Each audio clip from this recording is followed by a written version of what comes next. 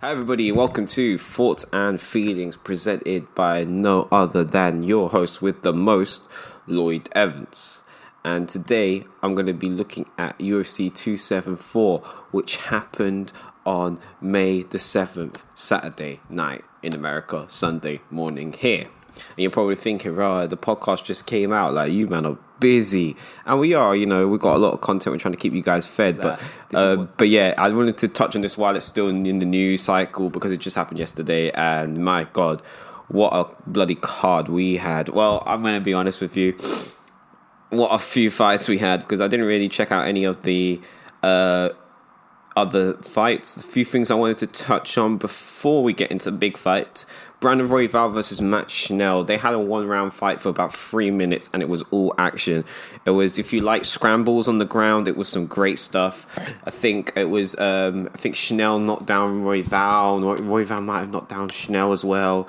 But I mean, Royval on the ground, he's a demon. I think he submitted Kai Kara France and he jumped on the guillotine and he submitted Kai Kara France, if I'm not mistaken, don't quote me, and that was really impressive. That was on the Izzy Costa card, I think.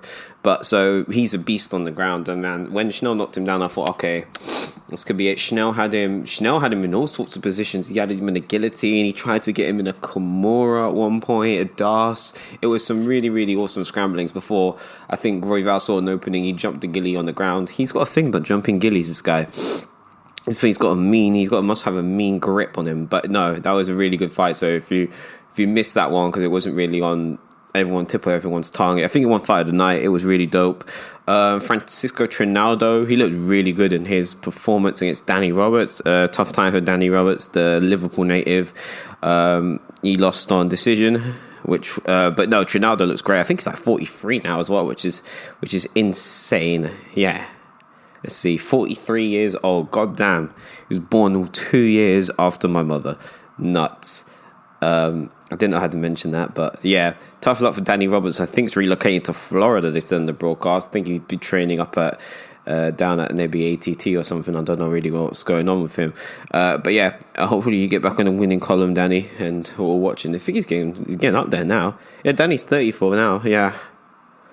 So yeah, good performance by him. Anything else I'm going to touch on before I move on? Andre Filio had a really good knockout. You could probably just find a clip on Twitter. Tracy Cortez won. Blago Ivanov. I didn't really watch his fight, but he had some amazing story. I think it was along the lines of he got stabbed in the heart.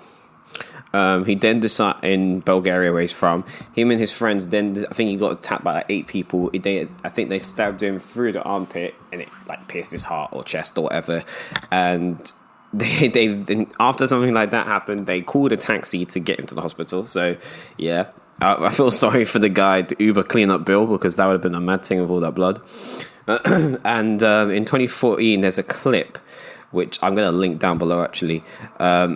And he was in a coma for 86 days, and then he still made it back to fight.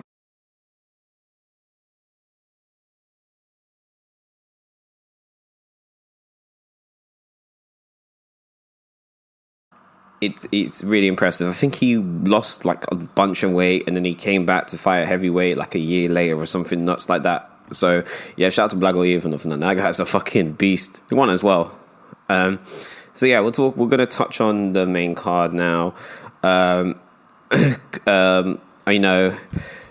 Shogun lost again, which is quite sad, but he's getting up there in age. I think he's 41 now. He's been fighting since the Pride days, So it's 40. It's not too much of a surprise. Lost to Oven St. Peru.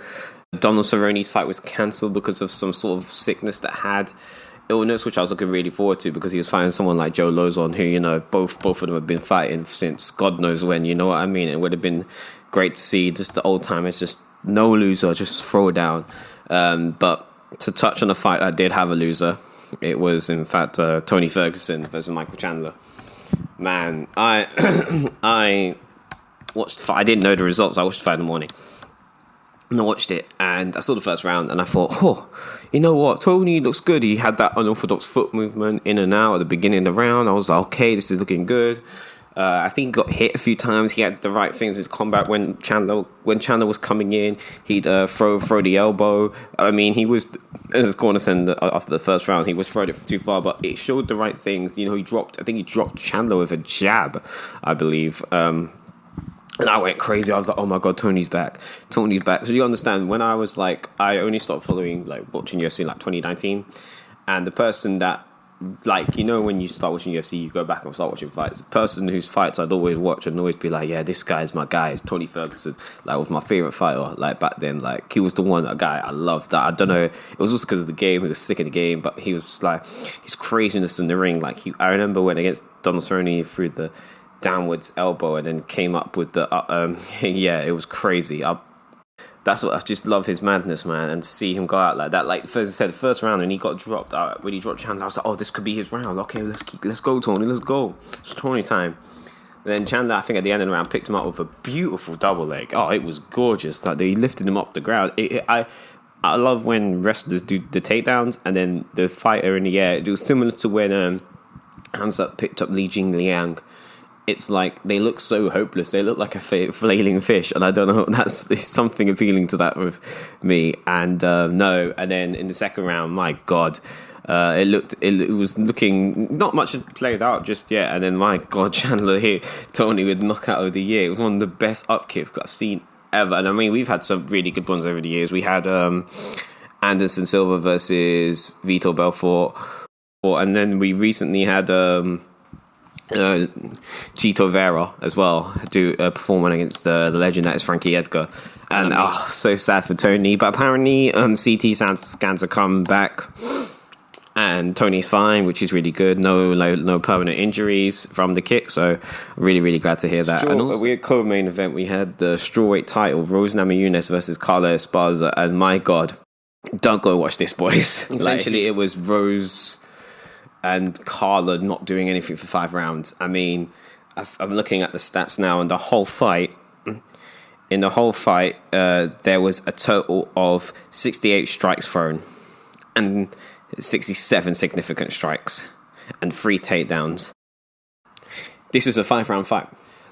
Like, Rose was just fearing the takedown the whole time because she didn't want to get in, she didn't want to engage, she didn't want to give Carla and then Carla's striking isn't the best. And I mean, she was...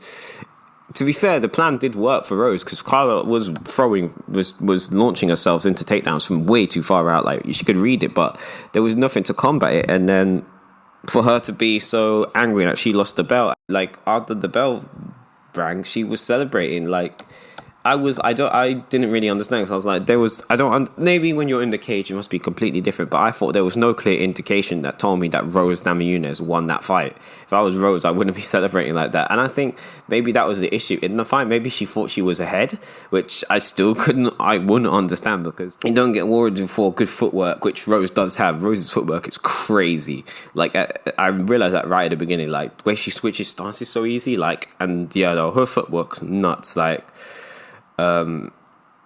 But yeah, man, I ain't gonna talk too much about it. Shout out to Carla Esparza. I'm happy that you won the title. And we go for the main event. Charles Oliveira versus Justin Gaichi. And you know what, yeah? Fair play to both men. I mean, there was a bit of controversy beforehand. Apparently, there was something that happened with the scales. He did this way. He was stripped of his title. He couldn't win it. Justin Gaichi could be the only one who could walk out there lightweight title holder, which obviously didn't happen. You know, it was a crazy first round, man. One of the best first rounds of the year. Gaichi dropped Oliveira. Oliveira got back to his feet. He was doing a bit of leg scooting. Oliveira had some really good dirty boxing as well. He kept grabbing the back of Gaichi's neck, throwing that uppercut. Also, some good knees as well from in close. That's what I like a lot about Oliveira. He flows really well. Like, he goes from kicks, punches to takedowns and grappling. Like, it's all very seamless with Oliveira. And I mean, it was some very good exchanges. And then I thought Gaichi was done at that point. And then he literally got out, took the back, put in, was it the triangle? No, it was a triangle he had him in. And then he took the back. It literally, Gaichi got, I was like, oh, thank God. Like, seconds later, took his back, got him in a rear naked choke like that. Bro, this guy's, the way Oliveira flows from, like, what are they called? Style to style. Like, discipline to discipline. The way he flows is different, man. That boy deserves to be champion. That guy is different. He is building a legacy that hopefully he's going to be able to compete with Khabib one day. I'm really sad we'll never get to see those two compete. I don't think he's better now, but I think he could be. I think he could be regarded as like one of the best in the game, and especially with Oliveira as well. You know, he had that featherweight run where he lost to Max Holloway, he lost to Pettis. I think he lost to Paul Felder was his last loss at 155, and you know, to see him bounce back from those losses and like come back and be so good. I think it's literally like shows how much hard work and dedication can do to, you know, your craft and your sport. And you know, he came to the UFC very young. So yeah, man, this is he's a different level. But yeah, this has been Thoughts and Feelings. I'm sorry I kept it a bit long. I hope you've all enjoyed. Please, as I said before, please like, subscribe, do all that good stuff. Follow us on social medias. And yeah, if you got anything you think I should talk about around MMA, any stories and stuff, I could do so. So yeah, see you later. Peace.